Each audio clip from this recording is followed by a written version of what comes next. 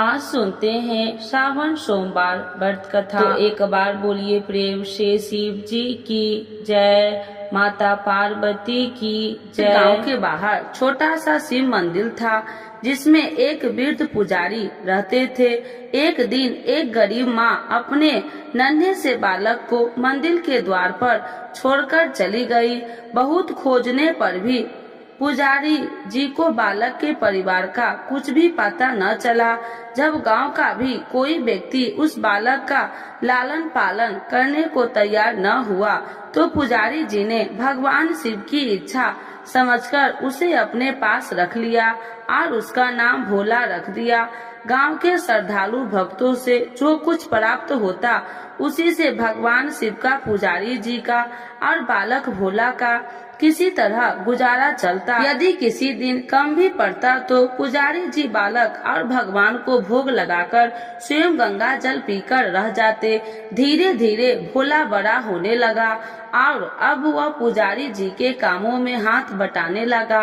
वृद्ध पुजारी जी के थके हारे हाथों को कुछ आराम मिलने लगा, इसीलिए उन्होंने भोला को मंदिर की सफाई, भगवान शिव की पूजा, उनको भोग लगाने और उनकी आरती करने की विधि अच्छी प्रकार समझा दी। अब से वे स्वयं भगवान शिव के नाम जप और संकीर्तन के समय व्यतीत करने लगे। एक दिन भगवान शिव के मंगलकारी नाम शिव शिव शिव शिव का जप करते हुए ही उनके प्राण छूट गए। अब बालक भोला का इस संसार में भगवान शिव के सिवा और उसका कोई दूसरा सहारा न रहा। उसने पुजारी जी की 3 बातें कभी न भूली। पहला, भगवान भोलेनाथ शिव शंकर को ताजी गर्म रसोई का ही भोग लगाना। दूसरा, भगवान को भोग लगाए बिना स्वयं कुछ भी नहीं खाना। तीसरा, भगवान शिव पर विश्वास रखकर कभी भी किसी भी वस्तु को संग्रह न करना, बासी भोजन का भी नहीं। यदि कोई भक्त पहले से बना भोजन या मिठाई मंदिर में दे जाता तो बालक भोला उसे गरीब में बांट देता।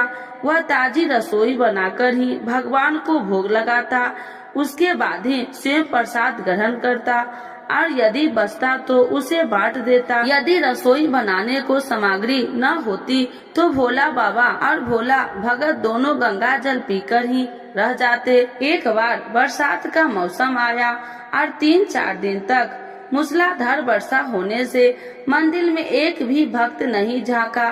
भोला अपने भोले बाबा को गंगा जल का ही भोग लगाता और स्वयं भी पीकर रह जाता। भोले बाबा बालक की भक्ति और सहन शक्ति की परीक्षा लेते रहे, किंतु आखिरी में अपने भक्त बालक को भूखे से तड़पते देख उनसे रहा न गया। वे सेठ के नौकर का रूप धरकर हाथ में भोजन सामग्री की पोटली लेकर वर्षा में भीगते हुए मंदिर के द्वार पर आ पहुँचे। उन्होंने आवाज लगाकर भोला को बुलाया और उसके हाथ में पोटली देते हुए बोला, सेठ जी ने यह सीधा भेजा है, इससे रसोई बनाओ, भोग लगाओ और स्वयं भी प्रसाद पाओ। मैं कल फिर आऊँगा। भोला भगत ने आशीर्वाद देकर उसे विदा किया और सूखी गीली लकड़ियों के धुएं में गर्म रसोई बनाकर भोले बाबा को भोग लगाया। पूरे बरसात के मौसम में भोले बाबा नौकर के भेष में भोला भगत को सीधा देने आते रहते और स्वयं भी गरम गरम रसोई का भोग पाते रहते। एक दिन भोला भगत ने सोचा कि सेठ जी को सीधा बेचते हुए 4 महीने हो चले हैं, किंतु वे स्वयं कभी मंदिर में भोला बाबा का प्रसाद ग्रहण करने नहीं आए। अगले दिन जब भोला बाबा नौकर के भेष में सीधे को पोटली देने आए तो भोला भगत उनसे बोला, भाई तुम्हारे इतना धर्मात्मा सेठ जी कभी स्वयं मंदिर में प्रसाद लेने नहीं आए, इस कारण मेरा हृदय अत्यंत दुखी हो रहा है। अपने सेठ जी से कहना कि कल वे मंदिर में प्रसाद ग्रहण करने अवश्य पधारे। सुनकर नौकर बोले, भोले बाबा चौंक कर घबरा उठे और बोले, पुजारी जी, सेठ जी मेरे द्वारा आपको सीधा भेजते हैं, आप इससे भगवान को भी भोग लगा देते हैं और स्वयं भी प्रसाद पाते हैं, फिर सेठ जी को बीच में बुलाने की क्या जरूरत है। जैसा चल रहा है वैसे ही चलने दीजिए। भोला बोला, ऐसे कैसे चलने दूं? आपके धर्मात्मा सेठ जी इतने दिनों से सीधा भेज रहे हैं, क्या मैं उन्हें भगवान का प्रसाद देने का अपना कर्तव्य भी पूरा न करूं? मैं किसी का उधार रखने वाला नहीं हूं। अपने सेठ जी से कह देना कि यदि कल भोले बाबा का प्रसाद ग्रहण करने न पधारे तो मैं उनका सीधा लेना बंद कर दूंगा। नौकर बने भोले बाबा तो अपने भोले भगत की अकड़ देखकर कांप उठे और यह सोचकर मन ही मन हंसे कि वाह, आज तो लेने वाला ही देने वाला पर होश दिखा रहा है। लेकिन सरल हृदय भक्त में मनोभाव पर रिझ कर वे बोले, ठीक है पुजारी जी, कल सेठ जी मंदिर में प्रसाद ग्रहण करने जरूर पधारेंगे। दूसरे दिन बड़े सवेरे ही भोला बाबा नौकर के भेष में दूध और बहुत सारी भोजन सामग्री लेकर मंदिर पहुंच गए। भोला चौंकते हुए बोला, भाई आज इतना सारा सीधा किस लिए लाए हो? नौकर बने भोले बाबा बोले, पुजारी जी भूल गए क्या? आज अपने सेठ जी को प्रसाद के लिए बुलाया है, इसीलिए आप छक कर रसोई बनाइए और भोले बाबा को भोग लगाइए। हाँ, यह तो बता दीजिए कि सेठ जी किस समय पधारे। भोला ने प्रसन्न होकर उन्हें सेठ जी के आने का समय बता दिया। अब भोला भगत की इच्छा पूर्ण करने के लिए भोला बाबा कैलाश पर सेठ का रूप धारण करने लगे। इधर अपने स्वामी को एक प्यारे भक्त के यहाँ जीवने जाने का समाचार सुनकर ममतामयी अन्नपूर्णा माँ पार्वती भी भला कैसे पीछे रहती। वे भी पति की आज्ञा लेकर सेठानी का रूप धारण करने में जुट गई। भोला बाबा ने अपने गले से मुंडों की माला उतार दी, शरीर पर लगी भस्म, कमर पर पहना हुआ पागंबर और बाहों में कानों में पहने सांपों के काट हार भी उतार कर रख दिए। उन्होंने एक मखमल का सुंदर कुर्ता धारण कर लिया, अपनी जटाएं सीधी कर गंगा और चंद्रमा को उसमें छिपा लिया और ऊपर से एक सुंदर रंग बिरंगी पगड़ी पहन ली। सदैव नंगे पैर विचरण करने वाले शिव जी ने आज अपने पैरों में रेशमी जुतियां धारण कर ली। हाथ में त्रिशूल और डमरू भोले बाबा ने नंदी के हाथ में थमा दिया और अपने हाथ में एक सुंदर छड़ी लेकर पार्वती जी के तैयार होने की प्रतीक्षा करते हुए कैलाश पर चहलकदमी करने लगे। इधर पार्वती जी घंटों में मेकअप करने में जुटी हुई थी। उन्होंने आज अपने पति देव के नगर में बनी सुंदर बनारसी साड़ी निकाल कर पहनी, जिसका रंग सेठ बने शिव जी के कुर्ते में मैच कर रहा था। उन्होंने सोने चांदी हीरे मंगाते हुए आभूषण धारण कर लिए, पैरों में सुंदर सैंडल पहन ली, बगल में सुंदर सा पर्स दबा लिया और भोला बाबा के बार बार आवाज लगाने के बाद श्रृंगार कक्ष में बाहर निकलकर आई। जब पार्वती जी और शिव जी एक दूसरे को सेठ सेठानी के वेश में देखा तो वे चकित होकर एक दूसरे को निहारते ही रह गए। दोनों एक दूसरे को देखकर निहारते हुए जा रहे थे। इससे पहले उन्होंने कभी एक दूसरे को ऐसा सुंदर रूप देखा ही नहीं था।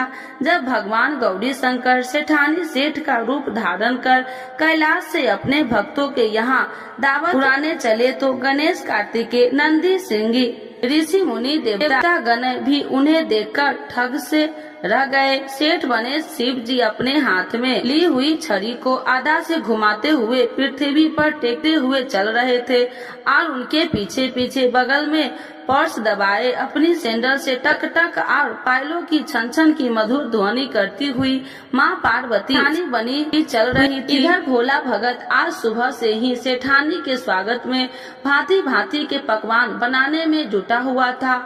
अपने भोले बाबा का भोग तो चलते फिरते बना लेता था, किंतु आज उसे कई महीनों से भगवान को भोग लगाने के लिए सीधा भेजने वाले सेठ जी को भगवत प्रसाद देना था। अतः आज उसने अपनी सारी कलाए झोली डाली थी। उसने सेठ जी द्वारा भेजे हुए चावल धोकर खीर बनाई, उसे धीमी आंच पर पकाकर गाढ़ा किया और उसमें सेठ जी के द्वारा भेजे हुए पिस्ते, बादाम, केसर, गोचे, किशमिश डाले।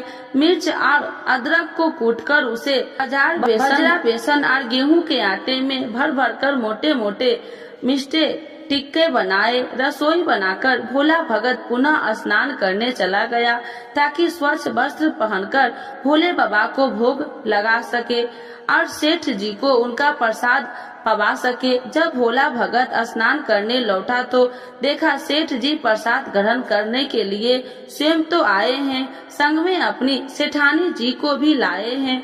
भोला ने झट दोनों से राम राम कहे उन्हें आसन पर बैठाया और बोला, मैं अभी भगवान को भोग लगाकर आता हूँ, फिर आपको प्रसाद परोसूंगा। भावना के भूखे भोलेनाथ से भूख सहन नहीं हो पा रही थी, इसीलिए वे बोले, पुजारी जी भगवान को जल्दी से भोग लगाइए, मुझसे भी भूख सहन नहीं होती।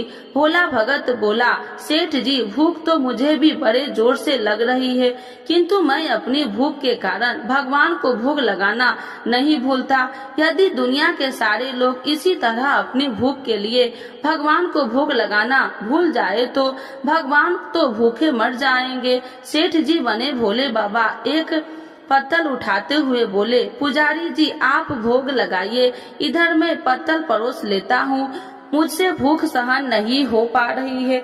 भोला भगत सेठ जी बने भोला बाबा को डांटते हुए बोला, सेठ जी भगवान के काम में न तो जल्दबाजी चलती है और न कंजूसी।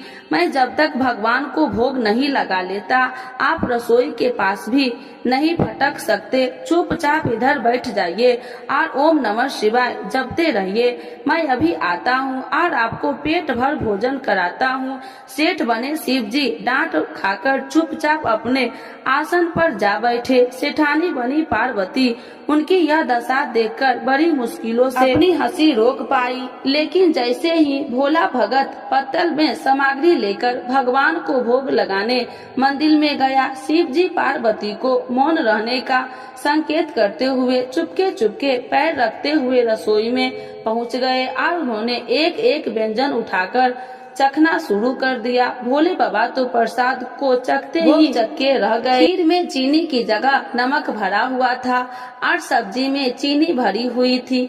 जैसे ही भोला बाबा ने रोटी का एक गिलास तोड़कर मुंह में दिया वैसे शीशी करने लगे, क्योंकि रोटी में मिर्ची ही मिर्ची भरी थी।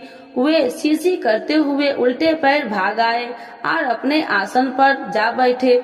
माँ पार्वती ने अपने स्वामी की यह हालत देखकर खिलाकर हंस पड़ी। इससे पहले कि भोला बाबा पार्वती जी के सामने कुछ सफाई दे पाते, भोला भगत ओम नमः शिवाय मंत्र का जप करते हुए आ पहुँचा। उसने भोग को रसोई में मिलाकर उसे पवित्र बना डाला और फिर सेठानी के सामने पत्तल परोसकर हाथ जोड़कर बोला, सेठ जी अब आप जी भर के प्रसाद पाइए। भोला बाबा तो अभी अभी भक्त की भक्ति से भी जोरदार उसके हाथ की बनी हुई रसोई चख चुके हैं, अतः उसे जीमने की बात सुनकर उनके पसीने छूटने लगे। कभी वे भोला तो कभी पार्वती का मुख देखने लगते। भोला को सेठानी की ढील असर नहीं हुई और बोला, सेठ जी अब क्या हो गया आपको? अभी अभी तो इतनी उतावली मच रहे थे, अब क्यों नहीं जीमते? आप जीमोगे तो तभी तो माता जी भी प्रसाद ग्रहण करेगी और फिर मैं भी प्रसाद पाऊंगा। भोला की लड़खड़ाहट सुनकर भोला बाबा ने चुपचाप खीर का निवाला उठाया और सारी नमकीन की घटाघट पी गए। आरा खाली होने की देर थी कि भोला ने उसे झट से भर दिया। अपने प्रिय भक्त के हाथ से परोसते हुए भोग में भगवान को आज 2 गुना स्वाद आने लगा। भोला परोसता गया और भोले बाबा पीते गए। तम्मा पार्वती भक्त और भगवान दोनों को प्रेम को देख देख कर मंत्र मुक्त होती रही। सारी रसोई समाप्त हो गई तो भगवान ने एक जोर की ढकार ली। भोला को होश आया कि बोले, यह सेठ जी वाह, मैं बावला था जो इतनी थोड़ी सी रसोई बनाई। मुझे पता होता कि आपको प्रसाद ग्रहण करने का इतना शौक है तो मैं और भी ज्यादा रसोई बनाता। भोले बाबा अपने पेट पर हाथ फेरते हुए सेठानी बनी पार्वती जी की ओर मुस्कुराकर देखते हुए बोला, पुजारी जी मैं इतना रोज कहाँ खाता हूँ, किंतु आज प्रसाद इतना स्वादिष्ट बना था कि अपने बस ही नहीं रहा और खाता ही चला गया।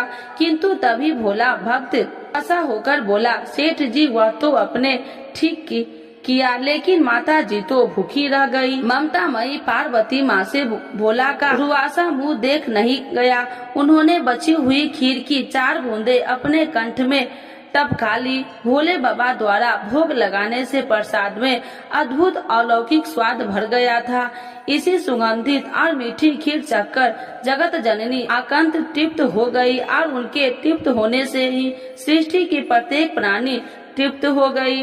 भोला भगत बोला, सेठ जी आपने और माता जी ने प्रसाद ग्रहण कर लिया, इससे मुझे अत्यंत संतोष हुआ। समझ लीजिए कि आप दोनों द्वारा प्रसाद ग्रहण करने से मेरा भी पेट भर गया। मेरी तो वैसे ही महीने में 4-4 एकादशी हो जाती है, किंतु मैं भी एक दाना ले ही लेता हूँ, जिससे कि भोला बाबा के प्रसाद का अनादर न हो। यह कहकर जैसे ही भोला ने खीर के एक पात्र में लगा चावल का दाना उठाकर अपने कंठ में डाला, उसके जन्म जन्मांतर की भूख प्यास मिट गई। समस्त वासनाओं और इच्छाओं की तृप्ति हो गई, जिसके ज्ञान के नेत्र खुल गए और उनसे देखा कि उनके सन्मुख त्रिलोकीनाथ भगवान शंकर और जगत जननी माँ पार्वती आशीर्वाद की मुद्रा में मुस्कुराते हुए खड़े हैं। भोला दौड़कर उनके चरणों में लौटता गया और उन्हीं में समाता गया।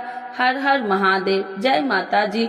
तो एक बार बोलिए प्रेम से शिव जी की जय, माता पार्वती की जय, गौरी पुत्र गणेश भगवान की जय। सावन सोमवार व्रत कथा। तो एक बार बोलिए प्रेम से शिव जी की जय, माता पार्वती की जय। अगर आपकी कोई मनोकामना पूरी नहीं हो रही है या फिर तमाम प्रयासों के बावजूद आपको करियर में सफलता नहीं मिल रही है या व्यक्तिगत जीवन में परेशानी चल रही है, तो परेशान न हो।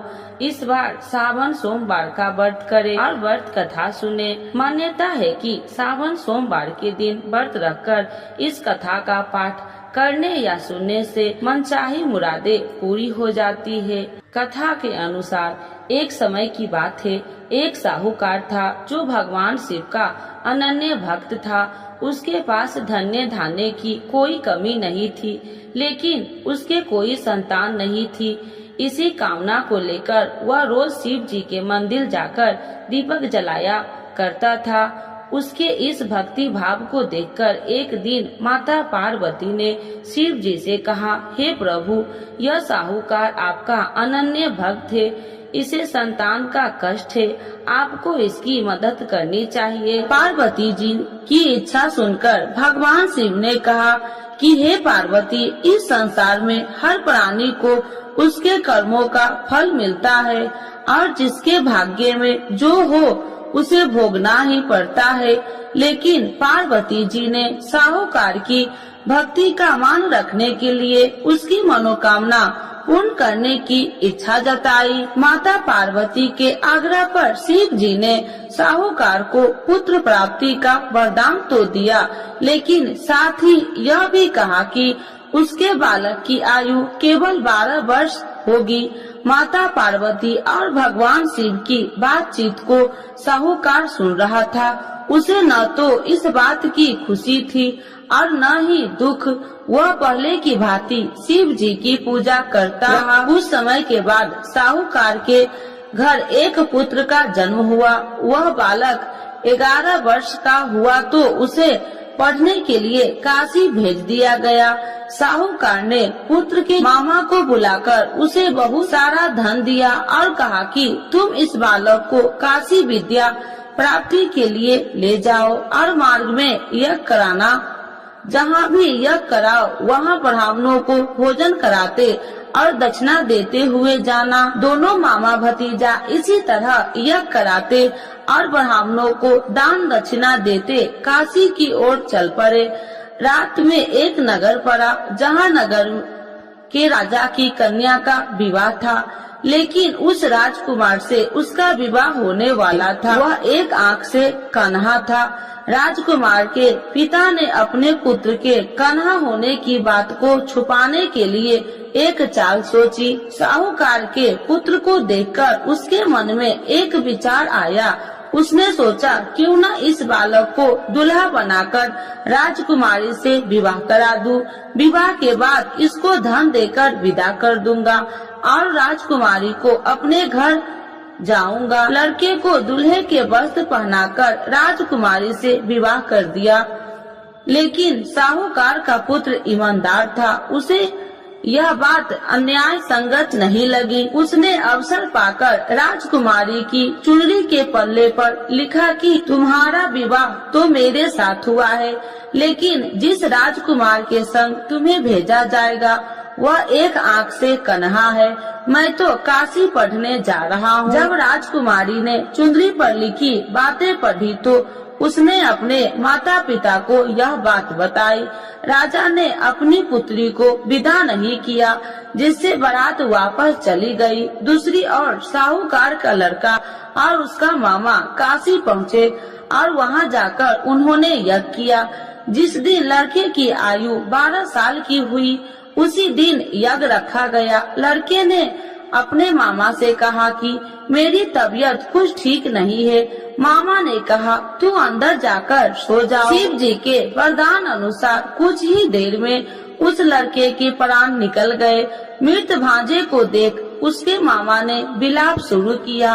संयोगवश उसी समय शिव जी और माता पार्वती उधर से जा रहे थे। पार्वती भगवान से कहा स्वामी मुझे इसके रोने के स्वर सहन नहीं हो रहा, आप इस व्यक्ति के कष्ट को अवश्य दूर करें। जब शिव जी मृत बालक के समीप गए तो वह बोले कि यह उसी साहूकार का पुत्र है जिसे मैंने 12 वर्ष की आयु का वरदान दिया था। अब इसकी आयु पूरी हो चुकी है। लेकिन मातृ भाव से विभोर माता पार्वती ने कहा कि हे महादेव, आप इस बालक को और आयु देने की कृपा करें, अन्यथा इसके वियोग से इसके माता पिता भी तड़प तड़प कर मर जाएंगे। माता पार्वती के आग्रह पर भगवान शिव ने उस लड़के को जीवित होने का वरदान दिया। शिव जी की कृपा से वह लड़का जीवित हो गया। शिक्षा समाप्त करके लड़का मामा के साथ अपने नगर की ओर चल दिया।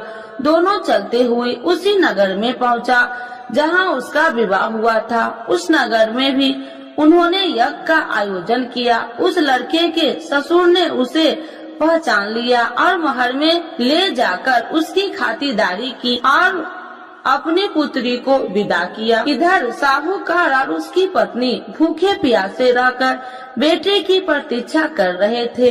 उन्होंने प्रण कर रखा था कि यदि उन्हें अपने बेटे की मृत्यु का समाचार मिला तो वह भी प्राण त्याग देंगे, परंतु अपने बेटे की जीवित होने का समाचार पाकर वह बेहद प्रसन्न हुई।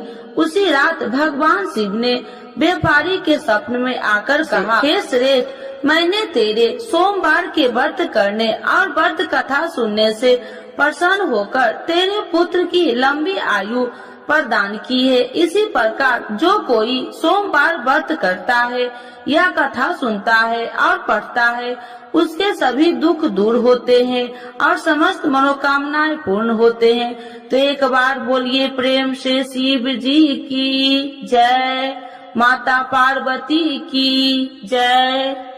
आरती शिव जी की।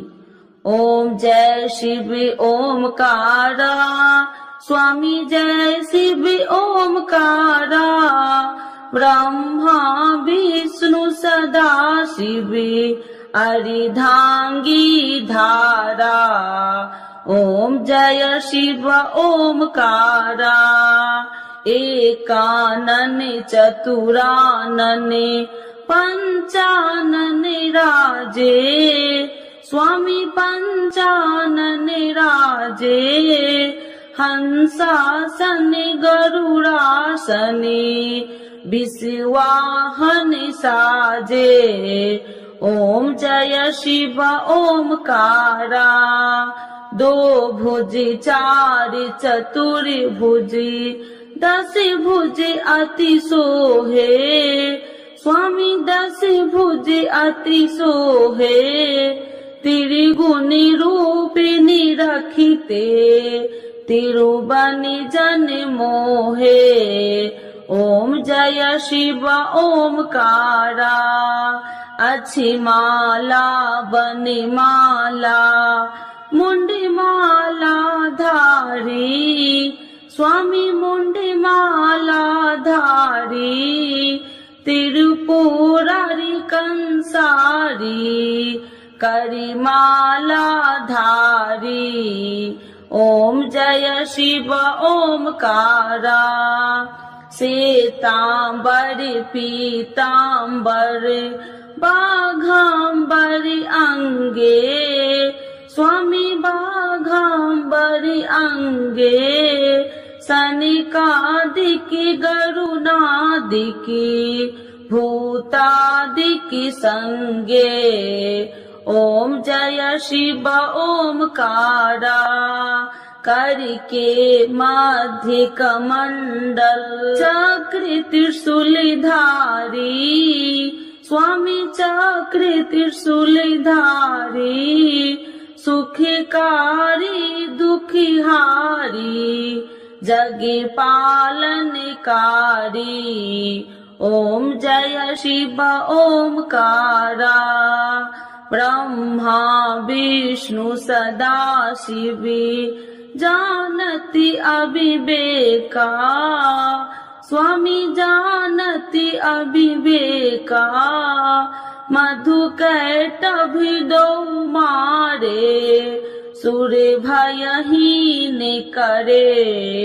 ओम जय शिव ओमकारा, लक्ष्मी व सावित्री पार्वती संगा, स्वामी पार्वती संगा, पार्वती अर्धंगी, शिव लहरी गंगा। ओम जय शिव ओमकारा, पार्वती सोहे पार्वती शंकर कैलासा, स्वामी शंकर कैलासा, भांगे धतूर का भोजन भस्मी में बसा। ओम जय शिव ओमकारा, जटा में गंगा बहती है, गले मुंडन माला, स्वामी गले मुंडन माला, शेष नाग लिपटावती, ओढ़ते मृग छाला। ओम जय शिव ओमकारा, काशी में विराजे विश्वनाथ नंदी ब्रह्मचारी, स्वामी नंदी ब्रह्मचारी, नित्य उठी दर्शन पावती, महिमा अति भारी। ओम जय शिव ओमकारा, त्रिगुण स्वामी जी की आरती, जो कोई नर गावे, स्वामी जो कोई नर गावे, कहत शिवानंद स्वामी, मन वांछित फल पावे। ओम जय शिव ओमकारा, प्रभु हर शिव ओमकारा। शिव जी की जय, माता पार्वती की जय।